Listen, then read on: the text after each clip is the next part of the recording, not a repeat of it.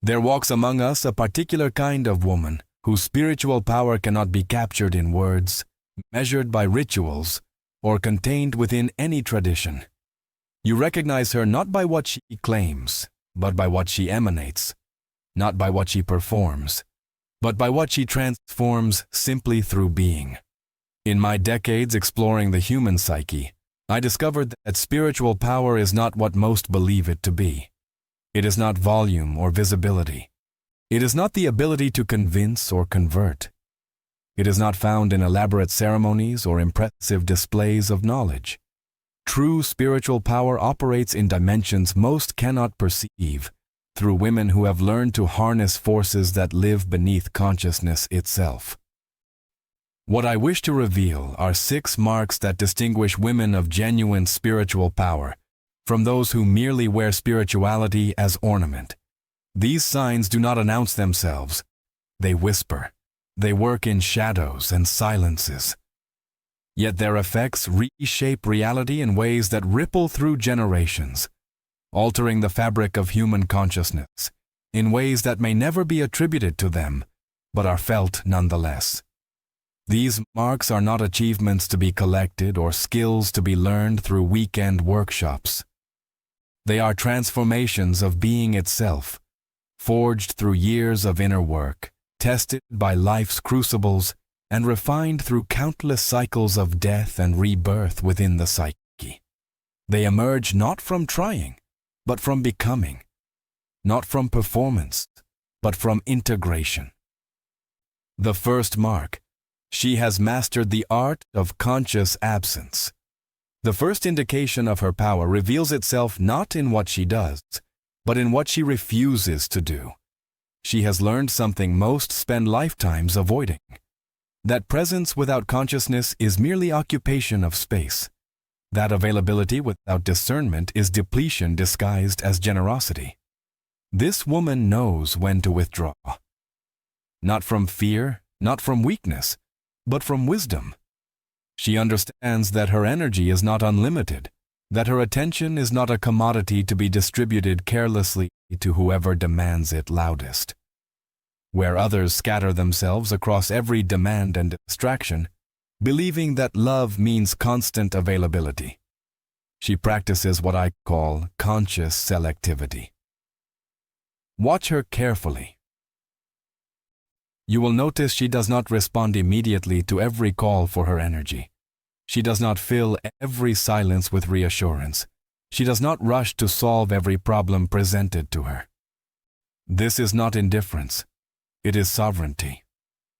She has learned that her spiritual power depends on her ability to maintain energetic boundaries that protect the sacred well within.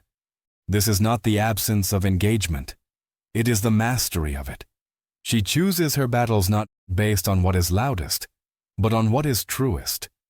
She invests her spiritual resources where they can generate actual transformation, not merely temporary relief. She understands the difference between enabling and empowering, between soothing symptoms and catalyzing real change. The world will call this coldness. Those who feed on scattered energy will accuse her of being distant, aloof, unavailable. Family members may weaponize guilt. Friends may question her loyalty. Society will tell her that feminine energy should be endlessly giving, endlessly accessible, endlessly responsive to the needs of others. But she has learned that to be available to everyone is to be present to no one, least of all herself. Her conscious absence becomes a form of presence more powerful than constant visibility. When she does appear, when she does engage, her energy is full rather than depleted. Her attention is focused rather than fragmented. Her power is concentrated rather than dispersed. Those who receive her presence feel the difference immediately. They are met by wholeness rather than exhaustion, by clarity rather than confusion, by depth rather than superficiality. In my work with what I termed the anima, the feminine principle within the psyche, I observed that spiritual power requires regular return to the inner source.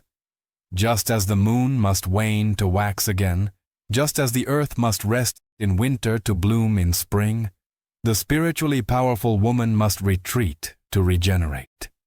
These women embody this principle. They disappear not to escape, but to replenish. They withdraw not to abandon, but to gather strength for deeper service. This rhythm of emergence and retreat confounds those who operate by linear logic alone. They want her to be consistent in her availability, predictable in her responses. But she has attuned herself to cyclical time, to natural rhythms that cannot be forced into the rigid schedules of modern life. She honors her seasons, knowing that her power waxes and wanes like the moon, and that trying to maintain constant output only leads to burnout and depletion. The ancestral wisdom lives in her bones. Her grandmothers knew this rhythm, even if they could not name it. They withdrew into menstrual huts, into Sabbath rest, into sacred times when the feminine was honored for its need to retreat and regenerate. Modern culture has forgotten these rhythms, but her body remembers, her soul remembers, and she trusts that memory more than she trusts the demands of a world that would consume her if she allowed it. The second mark. She speaks to the unconscious directly. When she speaks, something shifts in the room that has nothing to do with her words. This is because her true communication bypasses language entirely and speaks directly to what I called the unconscious mind. That vast reservoir of human experience that determines far more of our behavior than reason ever could. These women have developed what might be called symbolic fluency. They communicate in images, in silences, in gestures that trigger recognition at depths language cannot reach. A single glance from her can convey what hours of explanation cannot. A moment of silence can hold more meaning than a passionate speech. A simple gesture can unlock memories and insights that transform a person's entire understanding of themselves. This ability is not manipulation, though it may be mistaken for such by those who fear influence they cannot rationally defend against. This is archetypal communication, speaking the oldest language humans possess, the language of symbol and myth that predates words and outlasts civilizations. It is the language the unconscious speaks in dreams, in symptoms, in the meaningful coincidences that punctuate our lives. This power emerges from her relationship with her own unconscious. She has spent time in her depths. She has faced her shadow, that repository of everything we deny, repress, and refuse to acknowledge about ourselves. She has integrated her complexes, those emotionally charged clusters of associations that hijack consciousness and drive behavior from beneath awareness.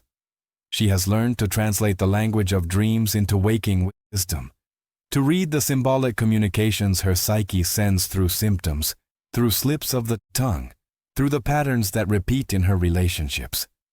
Because she knows her own internal symbolic system, she can read and influence the symbolic systems of others. She sees the archetypes playing out in their lives, the mother complex that keeps them dependent, the father wound that drives their ambition, the hero's journey they are unconsciously enacting. She recognizes these patterns not through analysis but through resonance, through the way her own integrated unconscious responds to the unconscious material presenting itself. The power here is subtle but immense. She plants seeds in the unconscious soil of those she encounters, seeds that may not sprout for months or years, but when they do, they transform the entire landscape of a person's inner world. She is gardener of the invisible, cultivating change at the root level, where all lasting transformation begins.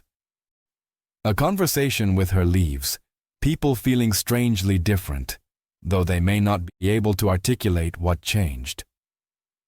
She has touched something beneath their defenses, beneath their carefully constructed self-image, beneath the persona they show the world.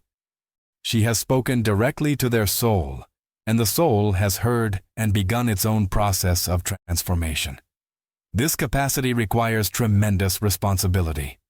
To influence the unconscious is to touch the very foundation of a person's being. She must wield this power with wisdom, never for personal gain, never to control or dominate. She becomes a servant of the deeper intelligence that seeks wholeness, using her access to unconscious realms to facilitate healing rather than harm. I have seen such women work miracles through nothing more than their presence and a few carefully chosen words. They do not need elaborate techniques or lengthy interventions. They locate the precise point where consciousness is ready to shift, and they apply the gentlest pressure, allowing the person's own unconscious wisdom to do the rest. This is why people often feel both comforted and uncomfortable in her presence. The comfort comes from being truly seen, from having their depths recognized and honored. The discomfort comes from the realization that she sees through their masks, their performances, their carefully maintained illusions. She sees who they truly are beneath all the pretense, and that exposure, even when loving, can feel threatening to an ego invested in its own deceptions. The third mark. She carries comfortable paradox. Perhaps the most striking feature of spiritually powerful women is their capacity to hold contradiction without collapsing into resolution. Where ordinary consciousness demands either or, she rests easily in both and. Where others fragment themselves trying to maintain consistency, she embraces the multiplicity of truth. She is both fierce and gentle, both certain and questioning, both rooted and free, both independent and deeply connected, both strong and vulnerable, both teacher and student, both ancient and ever new. These are not flaws in her character, but evidence of psychological integration at the highest level. What I termed the transcendent function operates naturally in her, allowing opposing forces to coexist without warfare. This function, which I considered one of the psyche's most important capacities, creates a third possibility that transcends the original opposition. It does not choose between thesis and antithesis, but births a synthesis that contains and transforms both. Most people cannot tolerate this level of ambiguity. They need their categories clear, their boundaries sharp, their positions definite. They want to know, is she spiritual or practical? Is she emotional or rational? Is she traditional or progressive? They become uncomfortable when she refuses these simplistic categorizations, when she embodies aspects of both poles simultaneously. But she has learned that life's deepest truths cannot be captured in binary thinking. Reality itself is paradoxical. Light behaves as both particle and wave. We are both determined by our past and free to choose our future. We are both insignificant specks in an infinite cosmos and centers of consciousness around which entire worlds organize themselves. This comfort with paradox gives her remarkable flexibility in response to life. She does not need reality to conform to a single interpretation. She can see truth from multiple angles simultaneously, which makes her nearly impossible to trap in the rigid thinking that enslaves most minds. When others are fighting over which perspective is correct, she recognizes that both contain partial truths that need integration rather than combat. Her spiritual power grows precisely from this multiplicity. She accesses wisdom from both masculine and feminine principles. The masculine gives her structure, clarity, and the sword of discrimination. The feminine gives her flow, intuition, and the capacity for infinite receptivity. She does not privilege one over the other, but allows them to dance together in her psyche, each enhancing the other. She draws strength from both light and shadow. Where others want to be purely good, purely loving, purely light, she has integrated her darkness. She knows her capacity for anger, for destruction, for the fierce no that protects what is sacred. She has befriended her shadow and can access its power without being possessed by it. This makes her whole rather than one-sided, authentic, rather than artificially pure. She moves fluidly between the material and spiritual realms because she does not insist they are separate. She can discuss the mystical depths of existence and then turn to practical matters of daily life without experiencing any disconnect. For her, the sacred lives in the mundane. The eternal expresses itself through the temporal, and spirit is not separate from matter, but its deepest essence. Those around her often feel unsettled by this quality. They want her to choose a side, declare a position, be consistent in ways that make her predictable and therefore manageable. They want her to be either the mystic or the pragmatist, either the nurturer or the warrior, either the individual or the collective being. But she refuses these false choices. She has transcended the need for that kind of coherence. Her consistency exists at a deeper level, in her commitment to truth rather than to comfortable certainties. She will contradict herself if yesterday's truth no longer fits today's reality. She will change her mind when new information emerges. She will hold multiple truths simultaneously when life's complexity demands it. This makes her a living embodiment of what I called the union of opposites. The mysterium conjunctionis that represents the highest achievement of the individuation process.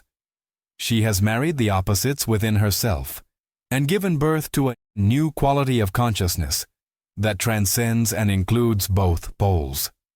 The fourth mark. She transmutes rather than transmits. When life brings her pain, betrayal, loss, or darkness of any kind, something remarkable happens. Rather than simply enduring or expressing her suffering, she transforms it into something else entirely. This is the ancient art of alchemy operating through human consciousness. The philosopher's stone that turns lead into gold, applied to the substance of human experience itself. I observed this pattern repeatedly in my therapeutic work. Certain individuals, particularly women who had developed spiritual depth, did not merely heal from trauma. They transmuted it. They took the raw material of suffering and refined it into wisdom, compassion, and power that could serve others. Their wounds became their credentials, their scars became their wisdom texts, their pain became their medicine. This process requires tremendous courage and consciousness. It means descending fully into the pain rather than bypassing it with spiritual platitudes. It means feeling everything, resisting nothing, and allowing the fire of experience to burn away what is false until only essence remains. It means staying present to suffering without becoming identified with victimhood, holding the pain without letting it define you. The spiritually powerful woman becomes a living laboratory of transformation. Each crisis becomes an opportunity for refinement. Each loss becomes an initiation into deeper truth. Each betrayal strips away another layer of illusion. Each dark night of the soul burns away more of the false self, until what remains is purified essence, the gold of authentic being, that no circumstance can tarnish. She does not waste her suffering by remaining its victim. She harnesses it, transforms it, and offers it back to the world as medicine. The woman who has transmuted her own pain can recognize it in others immediately. She can sit with another's suffering without flinching, without trying to fix it prematurely, without offering empty reassurances. She knows that pain has its own intelligence, its own purpose, its own timing. This is why others sense authority in her presence, even when she makes no claims to expertise. She has walked through fires that would consume ordinary consciousness. She has descended into underworlds that would break those who have not cultivated inner resilience. She has faced demons that send others running for the comfort of distraction and denial. Her power is not theoretical. It is forged in the crucible of lived experience. The alchemical tradition spoke of the process of transformation in stages: nigredo, the blackening or descent into darkness; albedo, the whitening or purification; Citrinitas, the yellowing or dawning of spiritual illumination, and finally rubedo, the reddening or full embodiment of transformed consciousness.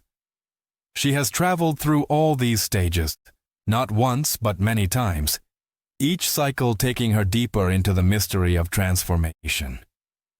In the Negredo phase, everything falls apart.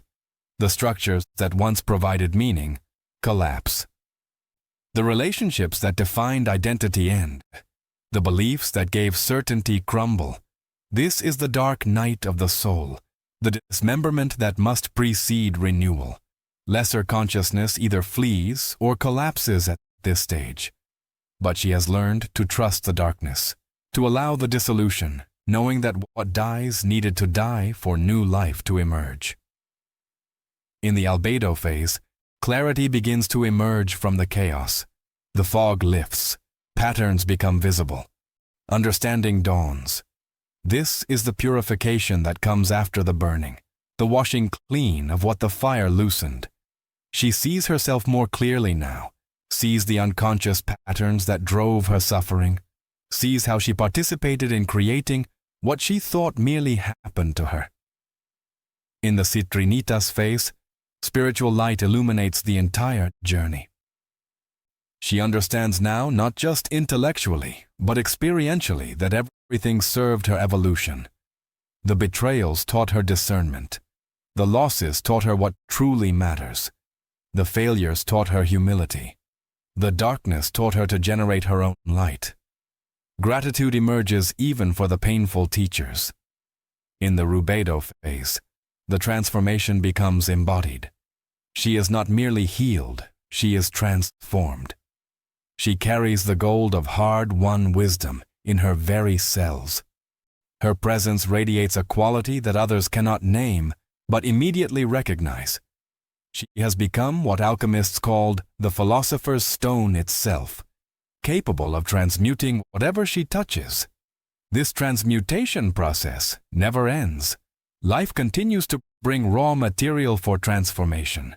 But each cycle becomes easier because she has learned the pattern. She recognizes the stages. She trusts the process. She no longer resists the darkness because she knows what treasure it holds. And so she becomes a guide for others walking similar paths, not because she advertises her services or claims special status, but because those in crisis are drawn to her like moths to flame. They sense in her presence the possibility of transformation, the living proof that suffering can be alchemized into wisdom, that wounds can become sources of power, that death can give birth to new life. The fifth mark. She lives by invisible timing. While others rush to force outcomes according to ego's timeline, the spiritually powerful woman has attuned herself to what I called synchronicity, the meaningful coincidence that reveals a deeper order beneath apparent chaos. She has learned patience of a particular kind. Not the passive waiting of resignation, but the active receptivity of one who knows that timing is everything. Synchronicity fascinated me throughout my career because it revealed something fundamental about the nature of reality itself. It demonstrated that the division between inner and outer, between mind and matter, between subjective and objective, is not as absolute as Western science assumes.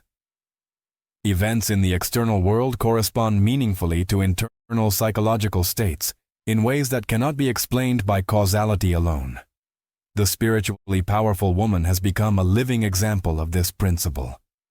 Her consciousness has developed the capacity to recognize these meaningful patterns, and more remarkably, to collaborate with them. She plants seeds and trusts the season of their emergence. She recognizes when the moment is ripe and when it is not. She can feel when energy is moving toward manifestation and when it is still gathering in invisible realms. This attunement to invisible timing gives her an uncanny effectiveness. She acts when conditions are aligned and rests when they are not. Others may call this luck or intuition, but it is something more precise. conscious collaboration with the organizing intelligence that moves beneath surface appearances. She has learned to read the subtle signs that indicate when the cosmos is supporting a particular action and when it is not. Her life becomes a dance with destiny. Doors open just as she arrives. People appear exactly when needed. Resources materialize at the last possible moment. The perfect book falls off the shelf. The chance conversation provides the missing piece. The dream reveals the solution that logic could not solve. This is not magic in the supernatural sense. It is alignment with the natural magic of existence itself, the meaningful patterns that connect inner and outer worlds. I remember countless instances in my own life when synchronicity provided guidance that reason alone could never have supplied. A patient's dream would mirror a struggle in my own life, teaching me what I needed to learn to help them. A book would find its way to me precisely when I needed its wisdom. A chance meeting would alter the entire trajectory of my research. These were not random occurrences, but meaningful patterns that emerged when I was attending to the right questions. The spiritually powerful woman has refined this capacity into something approaching art. She has learned to live in a state of what I called evenly hovering attention, a relaxed alertness that notices subtle cues without forcing interpretation. She watches for the signs, the symbols, the synchronistic events that indicate which way the deeper intelligence is flowing. She pays attention to dreams, understanding them not as random neural firings but as communications from the unconscious that often precede and predict external events. She notices patterns in daily life, the recurring themes, the repeated symbols, the coincidences that cluster around certain ideas or possibilities. She trusts her body's subtle knowing, the tightness in her chest that says, "Not this," the expansion that says, "Yes, this." Those who live by clock time alone cannot understand her rhythm. They push when she waits. They scatter when she focuses. They exhaust themselves forcing while she allows. They wonder why her way seems to require less effort, yet produce better results. They may attribute it to privilege or luck, not understanding that she has simply learned to work with reality rather than against it. Yet this capacity for synchronistic living comes only after years of practice. She has learned to distinguish between genuine synchronicity and mere coincidence, between the ego's wishful thinking and authentic guidance from the self.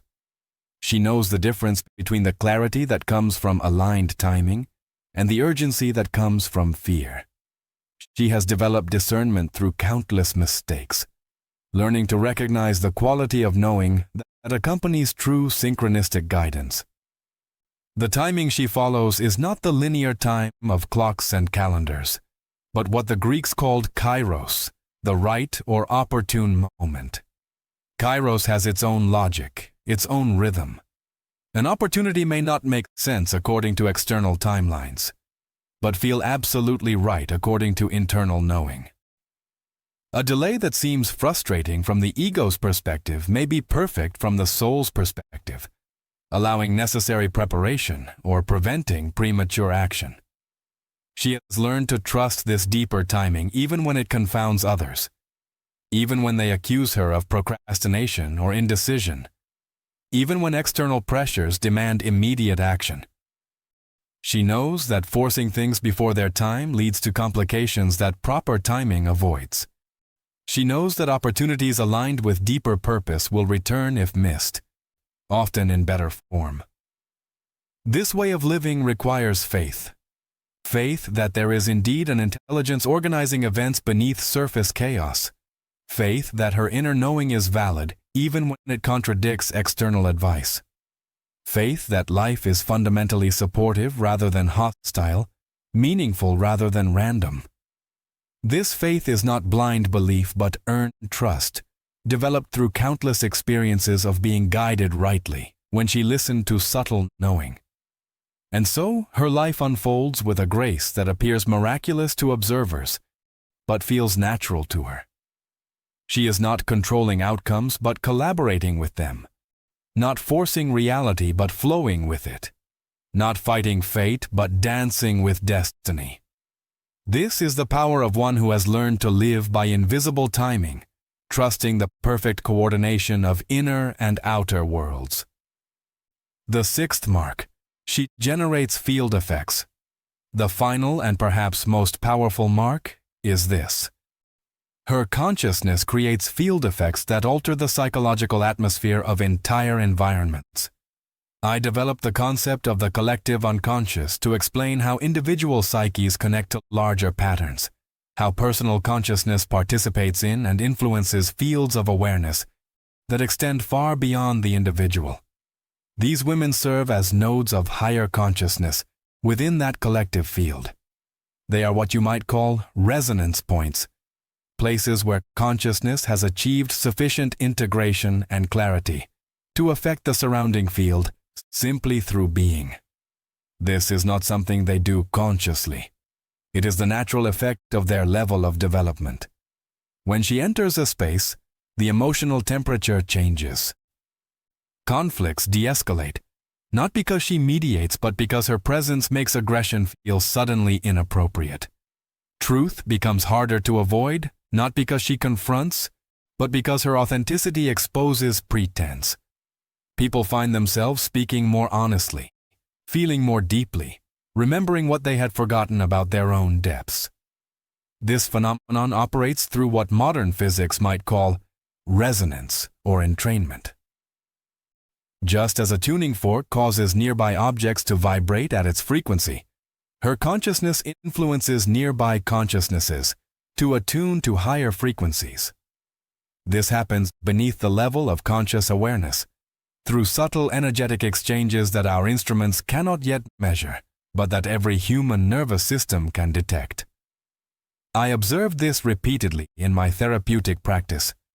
Certain patients, particularly those far along in their individuation process, had this effect on others. They would arrive for a session, and the entire atmosphere of my consulting room would shift. Their presence brought a quality of depth and silence that made superficial conversation impossible. Others in the waiting room would comment on feeling different after they had been there. The spiritually powerful woman may never be aware of the full extent of her influence, because most of it happens invisibly. She walks through a crowd and multiple people suddenly remember something important they had forgotten. She shops for groceries, and the clerk finds herself thinking about her life differently. She sits in silence at a gathering, and the conversation naturally deepens without her saying a word. This is not something she does. It is something she is. Her integrated consciousness radiates like a frequency that other nervous systems attune to, without conscious awareness. She becomes a tuning fork for authenticity, and those around her cannot help but resonate toward their own truth. The masks become uncomfortable. The lies taste wrong. The compromises that seemed necessary suddenly seem intolerable. The power here extends far beyond personal interaction. These women influence the collective psyche simply by existing at higher levels of consciousness. In my understanding of the collective unconscious, what happens in one part affects the whole. When an individual achieves integration, it becomes easier for others to achieve it. When one woman transforms her pain into wisdom, it opens that pathway for other women. When one person lives authentic truth, it gives others permission to do the same. They hold space for possibilities that others cannot yet imagine. Like mountaineers who establish base camps at higher altitudes, they anchor new frequencies of being into the human energy field, making it easier for others to reach those heights. Their very existence expands what humans believe is possible, what consciousness can achieve, what power can look like when wielded without domination. This is invisible work, unmeasured work, work that receives no recognition because it operates beneath the threshold of ordinary awareness. She will never win awards for it. It will never appear on a resume. Most people will never know they were touched by it. Yet it may be the most important work happening on the planet, the quiet elevation of human consciousness, one presence at a time. The field effects extend in concentric circles far beyond her immediate presence. Those who interact with her carry something of her frequency with them, spreading it to others. Like ripples from a stone dropped in still water, her influence radiates outward in ways she will never trace. Years later, someone might make a choice toward authenticity, and never know it was partly catalyzed by a brief encounter with her a decade earlier. This kind of influence requires a different understanding of power. It is not the power of force or control. It is not the power of domination or manipulation. It is the power of resonance, of inspiration in its truest sense, breathing spirit into others by embodying it yourself. It is the power of being rather than doing, of presence rather than performance. And because this power operates invisibly, it protects itself from the ego's corruption. She cannot take credit for these effects because she rarely sees them. She cannot inflate with pride over her influence because it happens beyond her awareness. She must simply continue her work of integration, of becoming more fully herself, trusting that her consciousness contributes to the collective evolution without needing to see the results. The integration. The path of wholeness. What unites these 6 marks is their foundation in what I spent my life exploring. The journey towards psychological wholeness, what I called individuation. Spiritual power, in its truest form, is not separate from psychological integration. It is its natural expression. It is what emerges when consciousness achieves sufficient development to transcend the ego's limitations while remaining fully grounded in reality. The woman who carries these marks has done the work. She has faced her shadow, that repository of denied and rejected aspects of self, and integrated its energies rather than projecting them onto others. She has confronted her complexes, those emotionally charged patterns that hijack consciousness, and transformed them from tyrants into allies. She has endured the death of countless false selves, each dissolution opening space for something truer to emerge. She has walked the labyrinth of the psyche, encountering at its center what I called the self, that organizing center of wholeness that transcends and includes the ego. The self is not the small self of personality, but the larger self that connects individual consciousness to the collective unconscious, to the archetypal patterns that shape human experience across cultures and centuries. Her spiritual power flows from alignment with this deeper self. She has learned to distinguish between the ego's demands and the self's guidance. The ego wants security, recognition, control. The self wants growth, truth, wholeness. When these two are in conflict, she has learned to serve the self even at the ego's expense. This is the sacrifice that generates authentic power. The process of reaching this level is never smooth or linear. It requires descent into darkness, what I called the nigredo, the necessary dissolution that precedes reconstruction. It requires confrontation with everything one fears and denies. It requires the courage to stand in truth even when standing alone. It requires enduring the tension of opposites until something new can emerge. Most people abandon the journey when it becomes too difficult. They settle for the persona, the social mask that wins approval but betrays authenticity. They project their shadow onto others rather than owning it. They avoid their pain rather than transmuting it. They choose the comfort of illusion over the discomfort of truth. But those who persist, who continue the work through all its difficulties, who trust the process even when lost in darkness, emerge transformed. They become living examples of what human consciousness can achieve. They embody the integration that others can only imagine. They demonstrate that wholeness is possible, that spiritual power can be wielded wisely, that transformation is real. The sacred responsibility. Yet such development is not without burden, To see deeply is to carry truths others avoid. To feel intensely is to risk exhaustion. To live authentically is to face rejection. The spiritually powerful woman learns that responsibility grows alongside gift. She cannot use her perception to manipulate. She cannot exploit her sensitivity for ego gratification. She cannot collapse into victimhood when the world misunderstands her. Instead, she learns discernment. She cultivates boundaries that protect her sacred well without becoming walls that isolate. She chooses service without falling into the savior complex that tries to rescue others from lessons they need to learn. She offers presence without performance, help without attachment to outcome, truth without needing others to accept it. She embraces the paradox of being both strong and vulnerable, both ordinary and extraordinary. She understands that true power requires humility, that genuine wisdom knows it knows nothing with certainty. That authentic strength includes the capacity to be tender. She becomes comfortable with the unknown, the uncertain, the mysterious. The responsibility also includes protecting her gift from corruption. Spiritual power can be intoxicating. The recognition she receives, even when she does not seek it, can inflate the ego. The ability to influence others can be misused.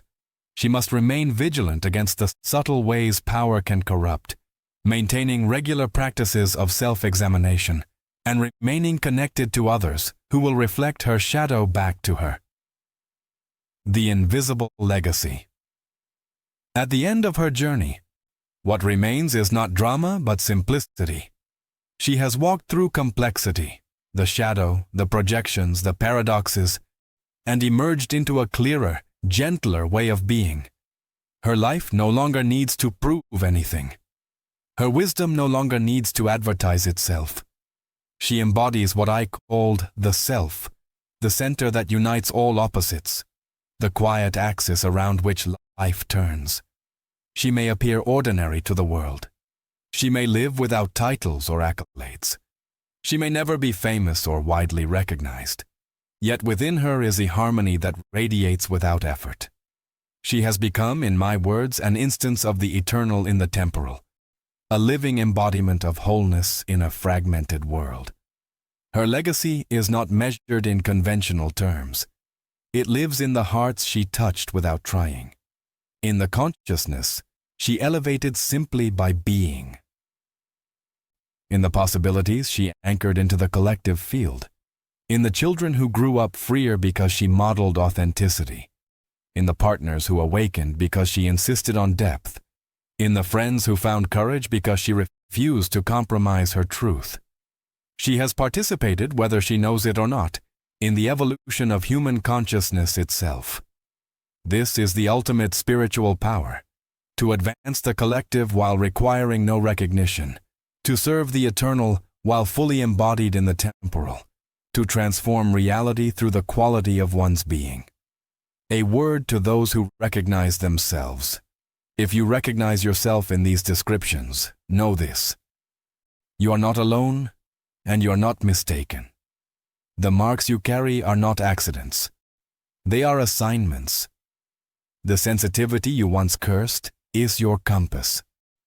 The solitude you once feared is your sanctuary. The suffering you endured is your initiation into wisdom that cannot be learned any other way.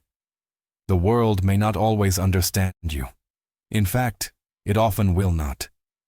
Your depth may threaten those still committed to surfaces. Your truth may disturb those invested in illusions. Your power may intimidate those who confuse force with strength. This is not your problem to solve by diminishing yourself. You were not put here to fit into spaces that cannot honor you. You were not born to apologize for seeing what others refuse to see. You were not given this consciousness to hide it under the bushel of social acceptability. You were made for this. The work chose you as much as you chose it. Trust the wisdom that flows through you even when you cannot explain it. Honor the calling that chose you, even when you cannot fully comprehend it.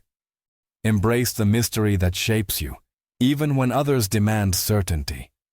You are a node of higher consciousness in the collective field. Your presence matters more than you know. Do not waste your energy trying to prove your worth to those who cannot perceive it. Do not dilute your depth to ease the discomfort of those still sleeping in their illusions. Do not silence the voice that whispers truth through your being simply because others are not ready to hear it.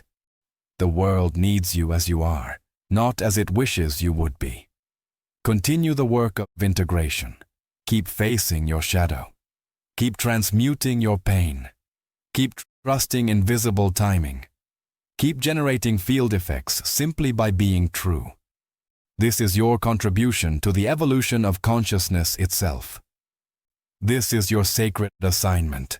The privilege of a lifetime remains what it has always been, to become who you truly are. For you, that means becoming a woman of spiritual power, who wields that power with wisdom, humility, and an unwavering commitment to truth. The path is not easy, but it is yours. Walk it with courage, knowing that every step forward elevates not only your consciousness, but the consciousness of the collective.